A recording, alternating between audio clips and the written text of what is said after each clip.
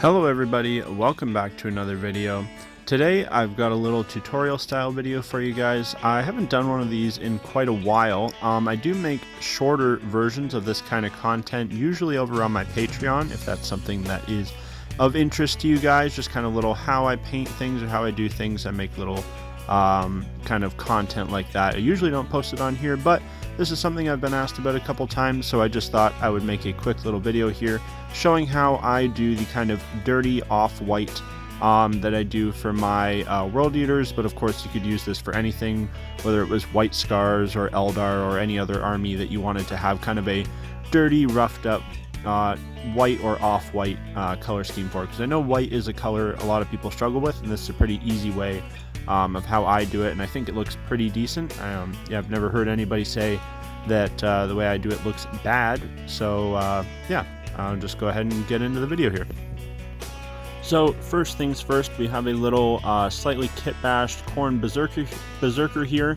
The cool helmet slash mask you see there is of course from our amazing channel sponsor Lord of Skulls. He makes these bits either for sale or you can just get the files from him for 3D print.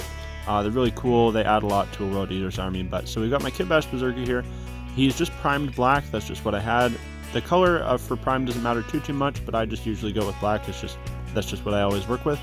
And we're going to start with Ulthuan Grey, and we're going to do a really messy, rough coat of that with just a crappy little brush, covering all the surfaces that you plan on having white, and not worrying too much about any of the other colors, because that's just what I always start with, so everything else can go on top and around the white, but I do usually do the white first.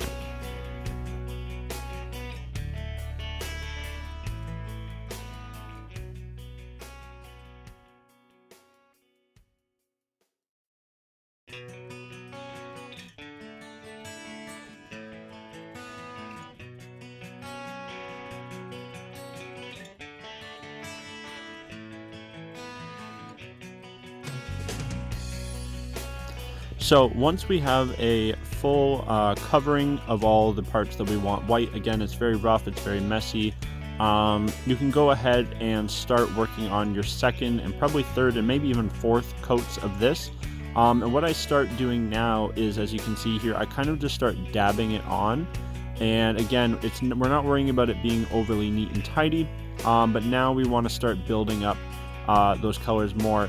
And you're already kind of starting to work on highlights here as you're like focusing more on the raised areas, or like if it's a knee pad, it's like kind of the center part of the knee.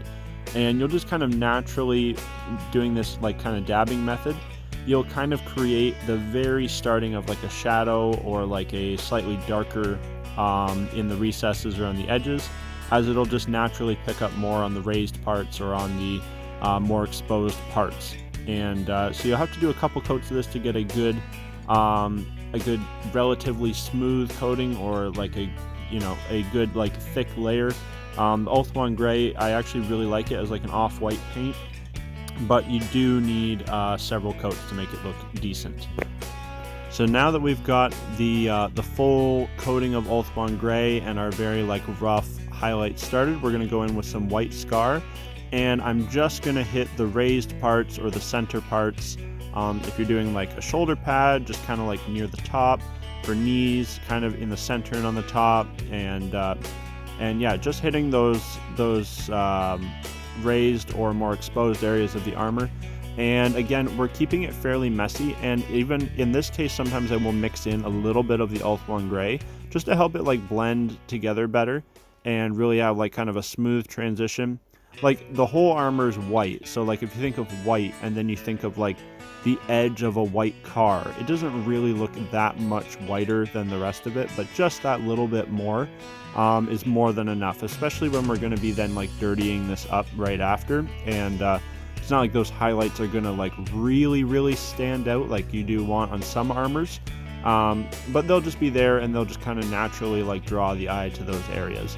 And I'll have, throughout the video, I should have like examples of finished stuff popping up, where hopefully you can see that underneath the grime and dirt we're going to be putting on afterwards.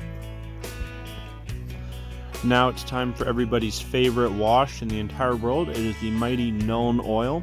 What we're going to do with this is, again, we're going to do a not super perfect neat, but we're going to do a recessed shade. So in all the little crevices, the edges of the armor, around any rivets and whatever, we're going to do a not perfectly neat and tidy recessed shade. So we're going to get a thin brush, or a relatively thin brush. The one I'm using here isn't even that thin. And we're just going to go along all the little crevices, and it's going to help really bring out that shadow, which will then make the bright parts look even brighter. So that's kind of the first part of dirtying up this white armor from just like a clean, plain white armor, and starting to kind of add a little bit of depth to that, which with white armor can be kind of tricky to do, but this is just what I do. You could also substitute this for a brown wash, but we're going to be using a brown wash later on to add some like grime and like rust to the armor a little bit, so I just prefer the look of the black, but you could totally use brown, and I have used brown before. Now comes the fun part. What you're going to want here is a little chunk of sponge. Any old sponge will do, but you're going to want something pretty small, or at least small enough to like match the model you're painting. And you're going to just get a tiny little bit of black. You're going to want to dab the majority of it off on a paper towel or whatever, so that you've got just enough that when you then like dab it on the surface of your model, it's just going to leave little like black little splotches and little scrapes and whatever, and that's just meant to look like little like bits of like, not necessarily like bullet holes, but like nicks and chips in the armor. This guy's been fighting, he's been, you know, crashing into buildings, he's been, you know, scrapping it with guys, he's had shrapnel and rubble pinging off his armor, and that's what these simulate here. And especially on white armor, they stand out really well. Again, you could do this with like a brown paint as well, or maybe even a dark gray, but I just find that the black stands out really well, and I just personally like the look of it. But you could totally mess around with it and try different colors as well. Now we're going to use probably my other favorite wash. This is the Seraphim Sepia wash. It's kind of a reddish brown color, and it looks very much like rust, or when you streak it down a brighter paint scheme, especially white. But you want to be really sparse with this. You want to mix it with a little bit of water, have a thin paintbrush, and just very gently drag it down on spots where like water would naturally run. So like the edges of armor, like the points of trim, things like that where like liquid would naturally run. It looks really good to just very gently drag that down. You can pool a little bit of it like down below that part where it would naturally go. The bits around the feet, any like bullet holes or like armor damage or chips, you can totally do it from those. I will pick a couple of the larger armor chips that we made with the paint, with the sponge, and add a little bit around there. And what you end up with is what I usually call like the toasted marshmallow effect on your white armor scheme. So it's got that little bit of brown, that little bit of black, that little bit of white, very much like a toasted marshmallow would look like. So here we see the finished product. I will go ahead and have some more examples of finished work popping up here, so you can kind of see what it would look like all together on a complete model. And yeah, it's worked out good for me on everything from infantry all the way up to my mighty Warhound Titan. So as always, guys, thanks for watching. If you want to support the channel, check out the Patreon. I post all the work in progress stuff there early for people to see. Also, check out Lord of Skulls. Not only use my discount code to find some cool stuff, but they are running an awesome giveaway for another Chaos Warhound Titan. You don't want to miss out on that. So check them out, and yeah, I'll see you in the next one. Bye-bye.